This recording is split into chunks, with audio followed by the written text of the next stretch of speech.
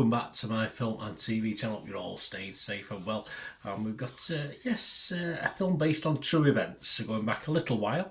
But yes, we're going to have a look at a very famous plane crash and the surviving of it by certain of the number on the plane. Not all of them, unfortunately, but they had an unusual way of surviving. But yes, we'll talk about that. We're going to have a look at something called Society of the Snow. This is on Netflix at the moment. Please, if you're new to the channel, push that subscribe button, push the bell notifications.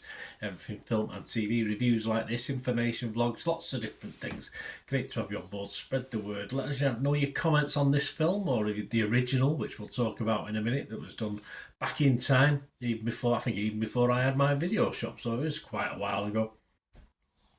So please let me know your thoughts, and I will respond or give you a like, which I hope you give this vlog. Give us a thumbs up, guys. It'd be much appreciated. Yes, Society of the Snow, a 15 certificate, 2 hours 24 minutes. Yes, it's okay. You know me and timer films. I'm not usually a fan of long films, but I think the story involved in this one, it sort of flew by quite quickly watching it, so all well and good. A survival thriller film directed by J.A. Bayona, about, of course, the Uruguayan 1972 Andes flight disaster. Yes, I was only 12 at the time. Happy days.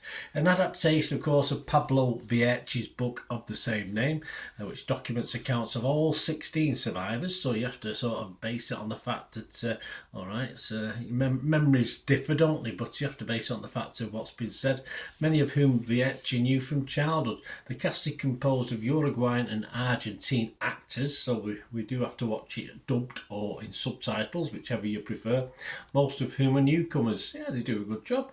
It was released theatrically in Uruguay on the 13th of December 2023, in Spain on the 15th of December 2023, and in the US and other territories on or around the 22nd of December 2023, before streaming on Netflix on the 4th of January. And I'm doing this review on the 6th of January 2024. So all these scores are at that date. Let's have a look at what people are saying. Rotten Tomatoes, 89% positivity. That's not too bad, is it? 104 critics, an average rating of 7.8 out of 10. Very high. 93 were fresh, 11 were rotten. So there's a little number of rottens.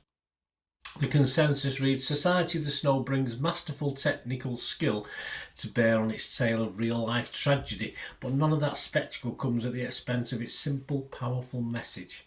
Yes, watch what you eat, I suppose, is the message, isn't it? No, I'm only joking, but it was a long time ago, this now, wasn't it? Metacritic give it 71 out of 100 based on 28 critics. 20 were positive and 8 were mixed. Yeah, and it scores anywhere between 50, which is the lowest, and 90 out of 100.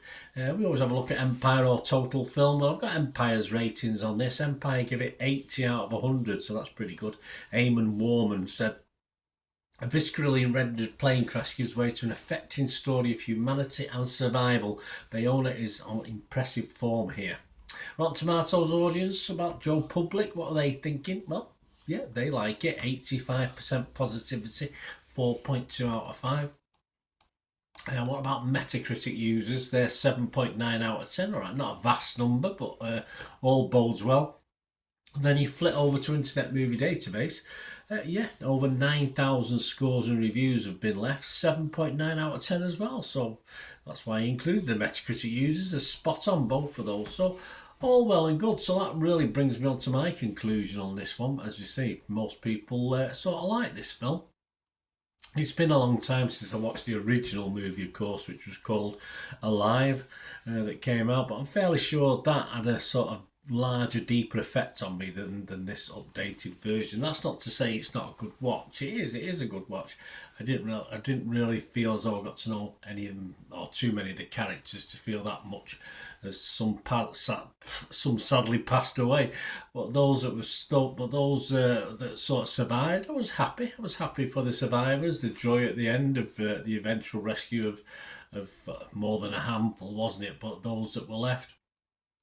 This may have been affected, of course, the liking of the film by the fact I did watch the dubbed version. It may be better in its original language, and you might get a bit better, more feel for the characters in its original language than the dubbed version. But that's just for me a convenience at a time thing. So if you don't mind watching with subtitles, I would certainly recommend that, because you don't really need the subtitles for some of the action scenes involved. And the strange thing is the cannibalism, a big part of what went on in this thing. Of course, it made it more perhaps legend than it already was. I mean, it was a tremendous thing anyway. But the right of wrongs of survival seemed sort of to lack any real impact in this. Nothing surprised me in it. In overall scheme of things, it was a way to go, wasn't it? Cannibalism was the way to go. It's as simple as that. So there's no great furore around that in the film, or even as you watch it. Some very good CGI. The crash at the start was excellent. A couple of avalanches, etc. Some scenes of obviously guys trying to get somewhere up the Andes, which wasn't easy, was it? And it's just moved the story along pretty well. As I said, the 2 hours 24 minutes went past very, very well. It's an adequate retelling, I think, this one. Nothing spectacular, but it's surprisingly lacks in a little bit of jeopardy for me. All right, it's like a really good survival thing. You know what's going to happen. Someone's going to survive anyway. In this, someone's going to survive, but you get there sometimes on the edge of your seat waiting for things to happen. I didn't really get that jeopardy with this film, so. As I say, perhaps I'm too well known with the live version, the old version, etc. I'm not too sure, but and again, it may be something lost in translation with the dubbing. But I just didn't get that tension in this, even when things weren't going correct for the poor guys who survived. So that was just one thing I noticed personally. So I'm not going to score it as highly as some of the others are scoring it. I'm going to score it positively. If it was Metacritic, I'd be positive. If it was Rotten Tomatoes, I'd be fresh, no doubt about it. But I'm just going to give it my basic watchable score, because I like the ending. I must admit, I got a bit of a tearful ending. I enjoyed the ending, but I have to make up for the other 2 hours, 10 minutes, if you like. That was okay, watchable, but I just don't think it quite hit the spot as far as having you on the edge of the seat and of a great interest for a survival true story survival film. So I'll just give it my 6 out of 10. So being mean today, mean Bernard today, but it's a fine watch. It's okay. So it's certainly recommended. It's on Amazon Prime. So sorry, it's on Netflix. So it could have been on Amazon Prime. It's on Netflix. So it didn't cost me anything to watch this, because I subscribe already. So I'm quite happy with the watchability of this one.